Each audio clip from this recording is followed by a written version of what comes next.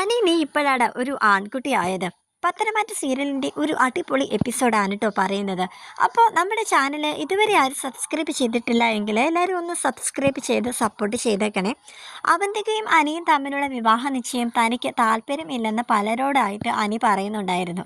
എന്നാൽ ആരും അത് ചെവിക്കൊണ്ടില്ല. അവസാനം ഇതിനെ മുൻകൈയെടുത്ത് ഈ വിവാഹ നിശ്ചയം മുടക്കാനായിട്ട് അനി തന്നെ മുന്നോട്ട് വന്നിരിക്കുകയാണ് കേട്ടോ. അങ്ങനെ അവനൊരു സ്വപ്നം കാണുകയാണ്. ആ സ്വപ്നത്തിൽ അവൻ കാണുന്നത് വിവാഹ നിശ്ചയം നടക്കുന്ന ആ ഒരു സമയത്ത് അനാമികയുടെ അച്ഛൻ വേണുവും കൂടി ആ വിവാഹ നിശ്ചയത്തിന് ആ ഒരു മുഹൂർത്തത്തിന് തൊട്ട് മുമ്പ് വീടിൻ്റെ അകത്തോട്ട് കടന്നു വരുന്നതായിട്ടാണ്. ഈ വിവാഹ നിശ്ചയം ഒരിക്കലും നടക്കാനായിട്ട് പാടില്ല. ഞങ്ങളിൽ നിന്ന് ഇവന് അതായത് എൻ്റെ മകളിൽ നിന്ന് ഇവന് ഡിവോഴ്സ് ഇതുവരെ കിട്ടിയിട്ടില്ല. അങ്ങനെയുള്ളപ്പോൾ എങ്ങനെ ഈ വിവാഹ നിശ്ചയം നടക്കും? ഞങ്ങൾ പോലീസിന് കംപ്ലൈൻറ്റ് കൊടുത്തിട്ടുണ്ട് എന്നൊക്കെ പറഞ്ഞ് വേണു ഇങ്ങനെ സംസാരിക്കാൻ കേട്ടോ. അങ്ങനെ മുത്തശ്ശനാണെങ്കിൽ വേണുവിനിട്ട് നല്ല അടിയൊക്കെ കൊടുത്തിട്ട് ഇറങ്ങി പോടാന്നൊക്കെ പറയുന്നുണ്ട്. ആ ഒരു സമയത്ത് തന്നെ പുറത്ത് നിന്ന് നമ്മുടെ നന്ദു ജീപ്പിൽ വന്ന് ഇറങ്ങി അകത്തോട്ട് കയറി വന്നിട്ട് ഞാൻ ഇവരുടെ അതായത് അനാമികയുടെ പരാതി കിട്ടിയിട്ട് ഞാൻ വന്നതാണ്. എനിക്ക് ആക്ഷൻ എടുക്കാതിരിക്കാനായിട്ട് പറ്റത്തില്ല. അതുകൊണ്ട് ഈ വിവാഹ നിശ്ചയം ഒരിക്കലും നടക്കാനായിട്ട് പാടില്ല. അങ്ങനെയൊക്കെ നന്ദു കിടന്ന് പറയുമ്പോഴത്തേക്ക് കനക, നന്ദുമോളെ നീ എന്തിനിപ്പോൾ ഇങ്ങോട്ടേക്ക് വന്നത്? നീ ഇവരുടെ പരാതി കിട്ടിയെന്നും പറഞ്ഞുകൊണ്ട് നീ ഉടനെ ഇങ്ങോട്ട് ചാടത്തുള്ളി വരികയാണ് വേണ്ടത്. നീ ഇവിടെ നിന്ന് പൊയ്ക്കേ. എന്തായാലും ഇവിടെ കാര്യങ്ങളൊക്കെ ഭംഗിയായിട്ട് നടക്കാനായിട്ട് പോവുകയാണ്. ആ ഒരു സമയത്ത് അവൾ വന്നിരിക്കുന്നത്. നീ പെട്ടെന്ന് പോകാൻ നോക്കുന്നത് പറയണം. അപ്പോൾ അവൾ അമ്മയോട് ഇങ്ങനെ തർക്കിച്ച് പറയുന്നുണ്ട്. അമ്മേ, ഇത് എനിക്കിങ്ങനെ ഇവളുടെ പരാതിയിൽ ഞാൻ നിയമ നടപടി ചെയ്തില്ല എങ്കിൽ, എൻ്റെ ഡ്യൂട്ടി ചെയ്തില്ല എന്നുണ്ടെങ്കിൽ അത് എൻ്റെ ഈ SI പോസ്റ്റിന് വരെ അത് പ്രതികൂലമായി ബാധിക്കും. അതുകൊണ്ട് എനിക്ക് എൻ്റെ ഡ്യൂട്ടി ചെയ്താലേ പറ്റത്തുള്ളൂ എന്ന് പറഞ്ഞ് നന്ദു നിൽക്കുകയാണ്. അവൾ മുത്തശ്ശനോട് പറയുന്നുണ്ട്, മുത്തശ്ശന് ഞാൻ കാര്യങ്ങൾ കൂടുതലായിട്ട് പറയേണ്ട കാര്യമില്ലല്ലോ. എനിക്കിങ്ങനെ ഒരു കേസ് എൻ്റെ മുന്നിലേക്ക് വന്നു കഴിഞ്ഞാൽ എനിക്ക് ആക്ഷൻ എടുക്കാനായിട്ട് പറ്റത്തില്ല. അതുകൊണ്ട് ഈ വിവാഹ നിശ്ചയം നടക്കാനായിട്ട് പാടില്ല എന്നൊക്കെ പറയുകയാണ്. അപ്പോൾ ജലജ പറയുന്നുണ്ട്, എടി ഇങ്ങനെ ഒരു പരാതി അഥവാ കിട്ടിയാൽ തന്നെ നിനക്ക് ഈ വിവാഹ നിശ്ചയം കഴിഞ്ഞിട്ട് ഇങ്ങോട്ടേക്ക് കയറി വന്നാൽ പോരായിരുന്നു. ഈ കൃത്യസമയത്ത് തന്നെ നീ ഇത് വന്ന് മുടക്കിയത് അത് നിൻ്റെ തീരുമാനമായിരിക്കണം. നീ ആയിരിക്കും മിക്കവാറും അനാമികേനെ വേണുവിനെയും ഇളക്കി ഇങ്ങോട്ടേക്ക് വിട്ടത്. അതിലെനിക്ക് സംശയം ഉണ്ട് എന്ന് ജലജ നന്ദുവിനോട് പറയുമ്പോൾ നന്ദു പറയുന്നുണ്ട്, എനിക്ക് അത്രയും താഴ്ന്ന പരിപാടിയൊന്നും ചെയ്യേണ്ട കാര്യം ഒന്നും ഇല്ല. ഞാൻ എൻ്റെ ഡ്യൂട്ടി ചെയ്യാനായിട്ടാണ് ഇവിടെ വന്നതെന്നൊക്കെ പറയണം. അങ്ങനെ മുത്തശ്ശൻ തന്നെ അവസാനം പറയാണ്, എന്തായാലും ഈ ഒരു ചടങ്ങ് നടക്കുന്നതിനെക്കാട്ട് മുന്നേ തന്നെ നിലവിളക്കിൽ ഒരു തിരി കെട്ടുപോയിരുന്നു. അതുകൊണ്ട് ഒരു അശുഭ ലക്ഷണമായിട്ട് എനിക്കത് തോന്നി. അപ്പോൾ തിരുമേനി പറയുന്നുണ്ട്, അതെ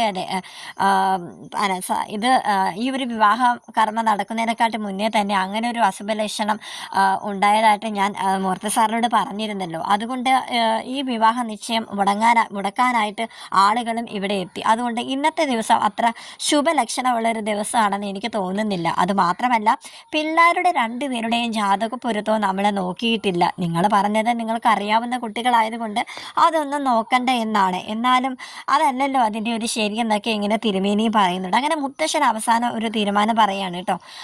അതെ, അങ്ങനെയാണെങ്കിൽ അനാമികയായിട്ടുള്ള വിവാഹമോചനം കിട്ടിയതിന് ശേഷം മാത്രം മതി എല്ലാ ചടങ്ങും. അപ്പോൾ നിശ്ചയമായിട്ടൊന്നും നടത്തണ്ട, നേരെ കല്യാണത്തിലോട്ട് നടത്തിയാൽ മതി എന്നൊക്കെ ഇങ്ങനെ മുത്തശ്ശൻ പറയണം. അങ്ങനെ അനി അതൊക്കെ കേട്ടിങ്ങനെ സന്തോഷിച്ചിങ്ങനെ നിൽക്കുന്ന ആ ഒരു സമയത്ത് നമ്മുടെ ദേവയാനി വന്നിട്ട് അനിയനെ വിളിക്കുകയാണ്. അനി, നീ എണീക്കുന്നില്ലേ എന്നും പറഞ്ഞു. അപ്പോൾ അത്രയും നേരം അവൻ കണ്ടത് ആ ഒരു സ്വപ്നമായിരുന്നു. അവനാണെങ്കിൽ ചാടത്തുള്ളി എണീറ്റിട്ട്, ആ അമ്മായി വിവാഹ നിശ്ചയം മുടങ്ങിയല്ലേ എന്നിങ്ങനെ സന്തോഷത്തോടെ ദേവയാനിയോട് പറയുമ്പോൾ, നീ എന്തൊക്കെ ഈ വിളിച്ചു പറയുന്നത്? താഴെ എല്ലാവരും ഒരുങ്ങി ഇങ്ങനെ നിൽക്കുകയാണ്. അവന്തിക മോള് മുറിയിലോട്ട് പോയിട്ടുണ്ട് ഒരുങ്ങാനായിട്ട്. നീ ഒന്ന് പെട്ടെന്ന് എണീറ്റ് റെഡി ആയിക്കെന്ന് പറയാൻ കേട്ടോ. അപ്പോൾ അനിയ ഉടനെ തന്നെ പിച്ചും പേയും പറയുന്ന പോലെ, അപ്പോൾ ഈ വിവാഹ നിശ്ചയം മുടങ്ങിയില്ല, നീ ഇതെന്താ, നീ വല്ല സ്വപ്നവും കണ്ടോ എന്നിങ്ങനെ പറഞ്ഞിട്ട് ദേവയാനി താഴത്തേക്ക് പോവുകയാണ്. അപ്പോൾ അനി, അയ്യോ, അപ്പം ഞാൻ ഇത്രയും ഇതുവരെ ഞാൻ കണ്ടതപ്പോൾ സ്വപ്നമായിരുന്നു, അതപ്പോൾ അങ്ങനെ സംഭവിച്ചില്ലേ, കല്യാണം നിശ്ചയം അപ്പോൾ മുടങ്ങിയില്ലേ എന്ന് പറഞ്ഞ് അനി ഇങ്ങനെ ദുഃഖിച്ചിങ്ങനെ ഇരിക്കുകയാണ്. ഉടനെ തന്നെ അവർ പെട്ടെന്ന് ഒരു ദേഷ്യം ഇങ്ങനെ കയറിയിട്ട് ഉടനെ തന്നെ ആദർശിൻ്റെയും നയനുടെയും മുറിയിലോട്ട് അവന് പോവുകയാണ് കേട്ടോ. അങ്ങനെ അവൻ ഇതുവരെ അവനില്ലാത്ത എന്തോ ഒരു ധൈര്യം അവന് കൈവന്ന പോലെയാണ് കേട്ടോ. അവൻ ചെന്നിട്ട് മുറിയിൽ ചെന്നിട്ട് മുറിയിൽ ചെന്നിട്ട് ആദർശിനോട് നയനോടും പറയണം, രണ്ടുപേരും ഒന്ന് മുത്തശ്ശിയുടെയും മുറിയിലോട്ടൊന്ന് വരണം, ഞാൻ ബാക്കിയുള്ളവരോടും കൂടി വരാനായിട്ട് പറഞ്ഞിട്ടുണ്ട്. ആദർശേട്ടനെ നയനേച്ചും പെട്ടെന്ന് വാന്നിങ്ങനെ പറയണം. അപ്പോൾ നയന പറയുന്നുണ്ട്, എന്താ നിൻ്റെ സംസാരത്തിലൊരു വ്യത്യാസം ഉണ്ടല്ലോ, എന്ത് പറ്റി അനിയെന്നിങ്ങനെ ചോദിക്കുകയാണ്. ഞാൻ മുമ്പേ തന്നെ പറഞ്ഞല്ലേ, എനിക്ക് അവൻ്റെ എൻ്റെ എനിക്ക് വിവാഹം കഴിക്കാനായിട്ട് താല്പര്യം ഇല്ല എന്ന് നിങ്ങൾ ആരെങ്കിലും കേട്ടോ? ഞാൻ ദാ ഒരു സ്വപ്നം വരെ കണ്ടു ഈ കല്യാണം നിശ്ചയം മുടങ്ങുന്നതായിട്ട്. അതുകൊണ്ട് എനിക്ക് കുറച്ച് കാര്യങ്ങളൊക്കെ പറയാനുണ്ട്. നിങ്ങളൊന്ന് പെട്ടെന്ന് വാന്നും പറഞ്ഞ് മുത്തശ്ശൻ്റെ മുത്തശ്ശിയുടെ അടുത്തേക്ക് ചെല്ലുകയാണ് ട്ടോ. അവിടെ എല്ലാവരും വന്ന് നിൽപ്പുണ്ട്. അങ്ങനെ മുത്തശ്ശൻ ചോദിക്കുന്നുണ്ട് കേട്ടോ, "അനി എന്താ നിനക്ക് പറയാനുള്ളത്? എന്തിനാ നീ ഇപ്പോൾ കുറച്ച് നേരം കൂടെ കഴിഞ്ഞാൽ മുഹൂർത്തം അടുക്കാറായി. എന്താ നിനക്ക് സീരിയസ് ആയിട്ട് എന്തോ പറയാനുണ്ടെന്ന് പറഞ്ഞല്ലോ" എന്ന് പറയുമ്പോൾ ആനി അവിടെ നിന്നുകൊണ്ട് പറയുന്നുണ്ട് ട്ടോ, "എനിക്ക് ഈ വിവാഹ നിശ്ചയത്തിന് എനിക്ക് താല്പര്യമില്ല. എനിക്കെന്താ എൻ്റെ കാര്യത്തിൽ സ്വയമേ ഒരു തീരുമാനം എടുക്കാനുള്ള ഒരു അവകാശം പോലും ഇല്ലേ? എല്ലാവരും എന്നെ പന്ത് തട്ടുന്നത് പോലെയാണ് തട്ടിക്കളിക്കുന്നത്. ഇതുവരെ ഞാൻ എല്ലാം മിണ്ടാതിരുന്നു. പക്ഷേ ഇനി എനിക്ക് പറ്റത്തില്ല. മുത്തശ്ശ, ആദർശേട്ടാ, നയനേച്ചി, അറിയാലോ എൻ്റെ മനസ്സിൽ സത്യം പറഞ്ഞാൽ ഒരു പെൺകുട്ടി പോലും പഠിക്കുന്ന സമയത്ത് പോലും എൻ്റെ മനസ്സിലേക്ക് കടന്നു വന്നിട്ടില്ല. ഞാൻ അന്നും ഇന്നും എന്നും ഞാൻ ഒരു പെൺകുട്ടിയെ മാത്രമേ സ്നേഹിച്ചിട്ടുള്ളൂ. അത് എൻ്റെ നന്ദുവാണ്. അവളെ അല്ലാതെ ഇനി എൻ്റെ ജീവിതത്തിലേക്ക് ഞാൻ മറ്റൊരു പെൺകുട്ടിയെയും എൻ്റെ മനസ്സിലേക്ക് എൻ്റെ ജീവിതത്തിലേക്ക് ഞാൻ കടത്തി വിടത്തില്ല. അതുകൊണ്ട് എനിക്ക് അവന്തികയെ എൻ്റെ പെങ്ങളായിട്ടേ ഞാൻ അവളെ കണ്ടിട്ടുള്ളൂ. അതുകൊണ്ട് എനിക്ക് അവളെ വിവാഹം ചെയ്യാനായിട്ട് താല്പര്യമില്ല. എങ്ങനെയെങ്കിലും അവന്തികയെ പറഞ്ഞ് മനസ്സിലാക്കണം മുത്തശ്ശ. എനിക്ക് ഈ കല്യാണത്തിന് താല്പര്യമില്ല. അതുകൊണ്ട് തന്നെ ഈ എൻഗേജ്മെൻറ്റ് ഇന്നിവിടെ നടക്കാനായിട്ട് പാടില്ല" എന്ന് മുത്തശ്ശൻ്റെ മുഖത്ത് നോക്കി നമ്മുടെ അനി പറയുകയാണ് കേട്ടോ. അനി ഇത് പറയുമ്പോഴും ഇത് പിന്തിരിപ്പിക്കാനായിട്ട് അനിയുടെ അമ്മ ജാനകി ശ്രമിക്കുന്നുണ്ട്. "എന്തൊക്കെയാണ് നീ ഇപ്പോൾ പറയുന്നത്? ഈ നിമിഷത്തിലാണോ നീ ഇപ്പോൾ ഇതൊക്കെ പറയുന്നതെന്ന്" പറയുന്നുണ്ട്. "അമ്മയ്ക്ക് എന്താ ഒന്നും കാര്യങ്ങളൊന്നും അറിയത്തില്ല. ഞാൻ ഇതിന് മുന്നേ തന്നെ എല്ലാവരോടും പറഞ്ഞതല്ലേ. ഇപ്പം എനിക്ക് സ്ട്രോങ് ആയിട്ട് ഇത് നിന്ന് പറഞ്ഞാലേ പറ്റത്തുള്ളൂ. എന്തായാലും എനിക്ക് അവന്തികയെ ഇങ്ങനെയൊന്നും കാണാൻ പറ്റത്തില്ല. ഞാൻ അവിടെ പെങ്ങളായിട്ടേ കണ്ടിട്ടുള്ളൂ.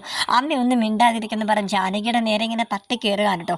സത്യം പറഞ്ഞാൽ ഈ ഒരു കാര്യം ഇതിന് മുന്നേ തന്നെ നമ്മുടെ അനി ഇത്തിരി സ്ട്രോങ് ആയിട്ട് പറഞ്ഞിരുന്നെങ്കിൽ ഇത് ഇവിടം വരെ എത്തത്തില്ലായിരുന്നു. എന്തായാലും നമ്മുടെ അനി ഇപ്പോഴെങ്കിലും ഇതെല്ലാം തുറന്ന് പറഞ്ഞത്. അനിയുടെ നല്ലൊരു പെർഫോമൻസ് ആണ് കേട്ടോ ഇന്നത്തെ എപ്പിസോഡിൽ. അപ്പോൾ നിങ്ങളെല്ലാവരും എൻ്റെ ചാനൽ സബ്സ്ക്രൈബ് ചെയ്തിട്ടില്ല എങ്കിൽ എല്ലാവരും ഒന്ന് സബ്സ്ക്രൈബ് ചെയ്ത് സപ്പോർട്ട് ചെയ്തേക്കണേ. നമുക്ക് അടുത്ത എപ്പിസോഡ് ഞാൻ ഉടനെ തന്നെ അപ്ലോഡ് ചെയ്യുന്നതായിരിക്കും.